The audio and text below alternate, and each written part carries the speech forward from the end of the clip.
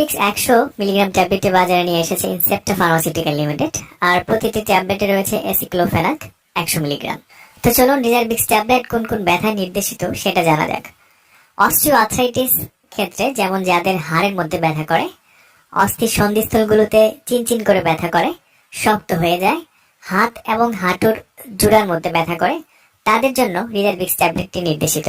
আবার যাদের rheumatoid arthritis আছে, যেমন গেটে ব্যথা, শক্ত মাংসপিণ্ডিতে ব্যথা, কুনিতে বা কবজিতে ব্যথা এবং গোড়ালিতে ব্যথা, হাতে বা হাঁটুতে অন্যান্য সকল গাঁটে ব্যথা হলে এটি খাওয়া হয়।